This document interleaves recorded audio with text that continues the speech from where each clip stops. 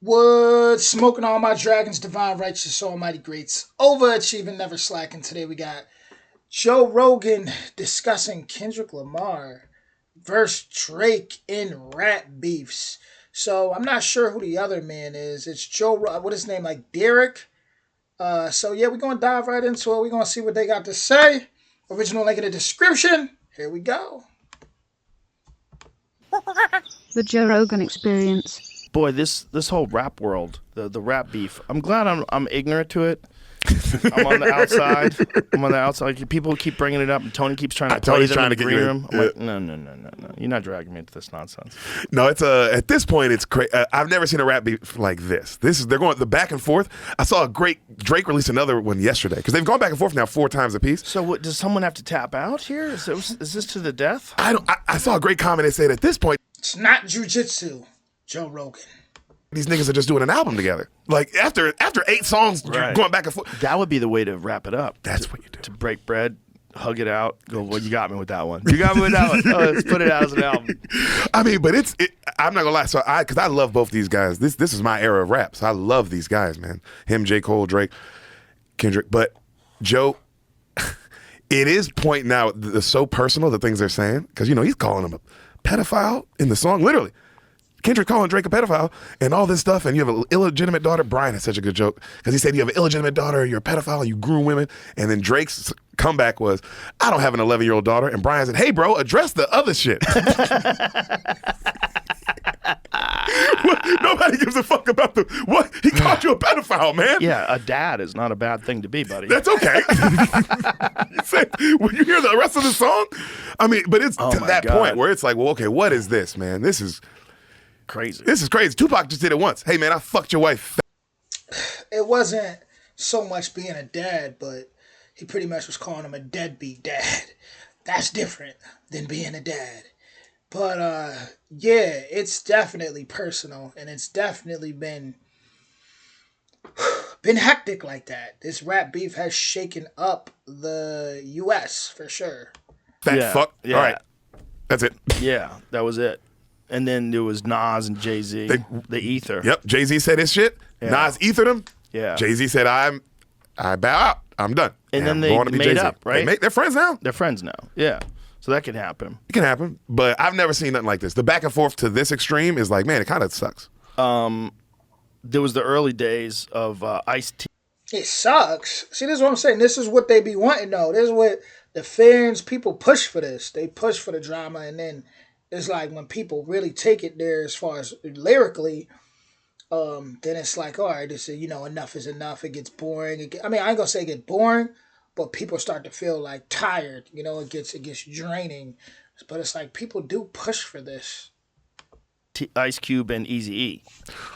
That was great. Yeah, that was real beef. That was probably first beef. And then there was Tim Dog and NWA. Fuck Compton. You don't know about Fuck Compton. This is before your time. Tim Dog was good, man. Tim Dog was good. But Tim Dog was a guy who, unfortunately, kind of, his identity became the man who went after NWA when everyone was scared of NWA. And everybody was scared of Compton. Yeah. He was a crazy New York dude. Interesting. You never heard of Tim Dog? I've never heard of Tim Dog. Show me some Tim Dog. Because I love fucking... I mean, I love rap so much, and love Tim Dog did the scariest thing. He went after NWA. Well, in the prime of NWA, Death Row days. Oh yeah, and when everyone was scared of him, it was just all guns and ruthless records and Raiders hats. Yeah, that's Tim Dog. Yeah. Oh, that's so New York. The fucking chains like that.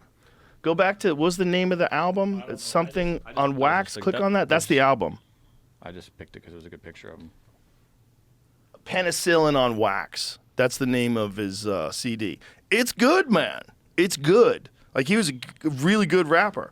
But the thing was, like, that if that's how you break out, then your identity gets connected to beefing with these very famous rappers. Where I think, like, if he just went, like, the Cool G rap way, just did his own shit, people would just love him for his own shit. Yeah. But he went after NWA.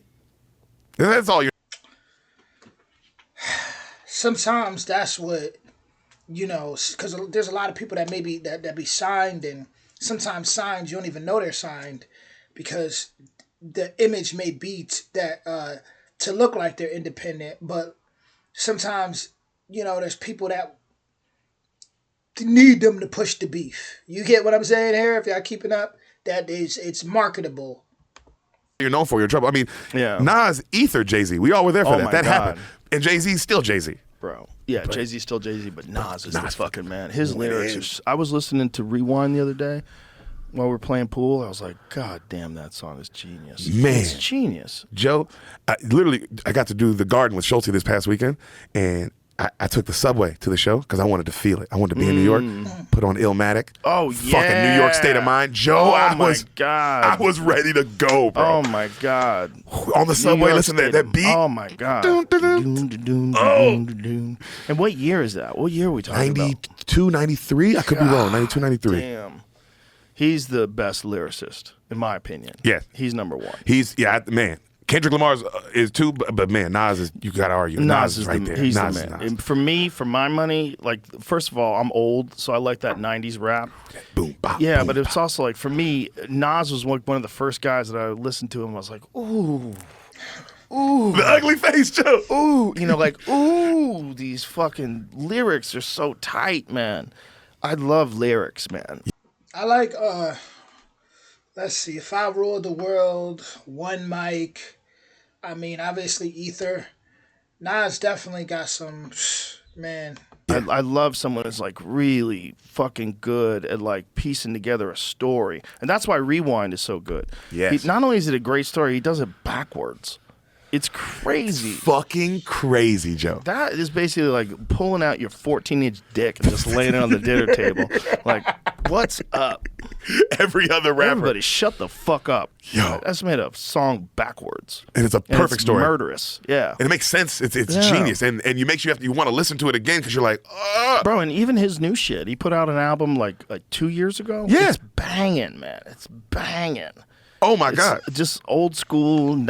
I raised my eyebrow because Joe always making sex references, dude. Like, always. 90s hip hop, still not lost any of the pace, you know? No, yeah, and he did him with one of the new best producers. Oh my God, I can't think of his name. Fucking slipping my name, but same guy he made the beat for like niggas in Paris and stuff. But he's like, I like that he's still in the game. Yeah. Bro, when you hear hip hop is dead, if you're anywhere here, doom, doom, doo, doo, doo, doo, doom, doom, doom. Oh, Come shit. on, Joe. Let's go. Oh, Yeah. dude. No, Nas he's got some bangers over the years, man. He's some real bangers, man. Yeah, now you do. I do notice hanging out with you. You do like lyrics. You're a Oh, lyric, yeah. like whether it be rap or anything. Yeah. Like it's what the person's kind of talking about. Yeah. Usually to get you going. I just love clever lyrics, like I love a clever joke. You know, it's the same kind of shit. Like we always listen to Cool G Rap and Brand New Heavies, that Death Threat Always. song. Oh yeah. That's don't. When that don't. song starts popping, you're like, ooh, ooh, let's go. What happens if Kendrick Lamar and Drake run into each other in the wild? Drake would That was a good question. fucking destroy that little guy. Yeah. I don't agree with that statement whatsoever. For him to sit here and say Drake would destroy that little guy.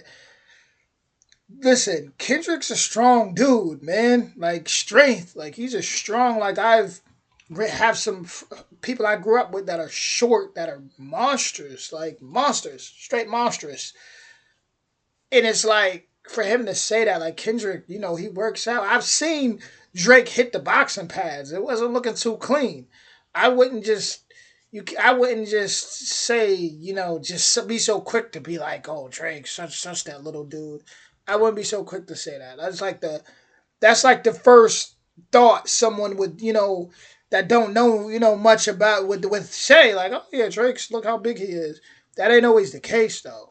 In the wild. Oh, Drake would fucking destroy that little guy. Yeah, he's a tiny little He's dude. a tiny little dude. But what if Kendrick is expecting that, so he comes prepared. Paired with gun. I mean, the nice thing I like about this era is everyone's way gayer. Everyone's just so fucking gay and nice. Everybody has their fingernails painted, and They're everybody just gonna talk shit. They're not gonna shoot each other. Yeah, this isn't. I don't believe this is a Tupac Biggie era. This is not. I think that ended. I think that's honestly when that ended. As far as rappers still get killed, but I think the idea of rappers killing each other, I feel like that was like, oh man, this maybe went a little too far. I feel like camps that's are killing each people other. that are confident that no one's gonna use the nuclear bomb today. Just because they haven't used the nuclear bomb since 1945. Derek, relax.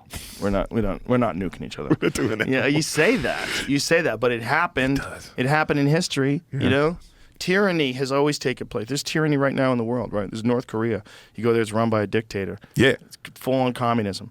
That shit exists. It's real. It's today, 2024. You wake up normal in America, living in Texas. Yeehaw, land of the free. Not there. Same timeline, same time on Earth. It exists. It's a natural human pattern.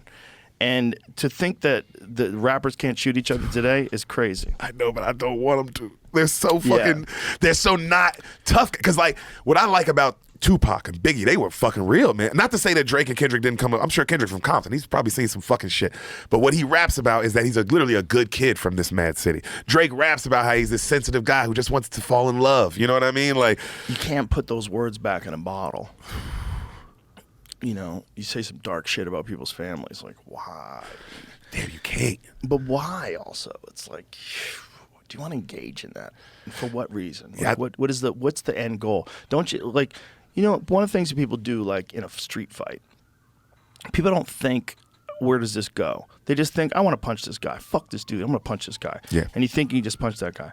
But now you've created a real problem. Because if that guy's still alive, he's going to remember that you punched him. And he's going to want to get it back. And he's going to figure out a way to do it. You know, maybe. If he's the type of dude who's getting involved in street fights, he probably makes bad decisions. And so you've set off a chain of events that could lead to your death, other people's deaths, prison time, all kinds of crazy shit that can happen. Just because you couldn't keep your emotions controlled in one moment and you didn't think it out. You think, I'm just going to fuck Completely true. 100% accurate. this guy up. No, you're not. It's not that simple. Like, nobody likes getting fucked up. They're going to come back tomorrow with some friends. They're going to get a gun. Someone's going to do something. Yeah, You know? these motherfuckers are talking about each other's kids. That's what I'm on saying. songs, talking about each other's actual children. So it can't be that they're thinking about where this goes. Because if you thought about where this goes, it don't go to anywhere good. It goes only one place. You know what's funny? Because right now everyone's like, "Oh, Kendrick's killing him," and I was talking about this with Schultz, and I was like, "Yeah, I'd say Kendrick is up right now. He's probably winning this battle right now. He's being way meaner, clever, all that stuff." But I don't think when he went to bed, he felt good. No. Can't be why you got into this business. There's no way. And also for you two to be the two biggest rappers in the world and doing this, it can't feel good. Because you know what's funny? I wanted it. I'm one of the people that when it first happened, I was like, yes, Yeah. the two best are going at it. This is what we want. And now that it's happened, I'm like, wow, I didn't want this at all. And this is dark. And it seems like this one, how many songs have they released so far? They both, I think they're both at like 3 or 4. I think they're both at 3. That is so weird. They're both at 4. They're 8 songs for each. 4 each. Jesus Christ. That's 8. That's so crazy. Now, imagine if they put that much creativity into positivity. Imagine if they just released new bangers all the time that they created based on world events.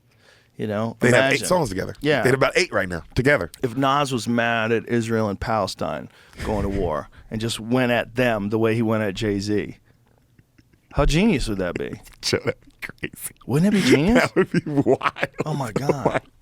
I bet Nas could do that. If Nas might be Nas able to make that ethered- war look stupid. Yeah, he ethered it? Yeah, if he ethered the war. Ethered the whole thing. Yeah. Knocked it out. Both sides. All the stupid shit that is being said by both sides. Both sides justifying the death of innocents. Nah, ain't nothing. Even Jay-Z lived on. That thing's living on. Yeah. Yeah, that thing's living on. Yeah. The problem is people been actually doing that. People been doing that. Like Jadakiss literally has a song called "Why," you know, where he's questioning everything and exposing so much. But it's like people don't really, you know, the industry don't really push that. They don't really market that. They don't really. That's not really. I want to say like something that, you know, it's sad to say, but it's not really something that they really want. Which is why most people don't talk about, you know, real topics like that. But as far as Kendrick and Drake, at the end of the day, we don't, you know, we don't know these people. So it's like, when he said, "Oh, Kendrick couldn't have felt good going to sleep." Maybe he did, because maybe he personally knows some things about Drake that he's been holding in forever, and maybe he feels like, yeah, I finally got you. You know, who knows? Maybe he is going to sleep happy. We don't know these people, so I mean, we know how, from our perspective, or how we might think if we put ourselves in that box, but we don't know how deep it goes. We really don't. We wouldn't know if Drake's allegedly harmed someone Kendrick loved, or we wouldn't know. We don't know who slept with whose females. We don't know to even say, oh, he couldn't feel good. No, this is clearly a build-up. They clearly going hard like this for a reason. And with that being said, I'm gonna leave it there. Original link in the description. Y'all let me know what y'all think. Much love.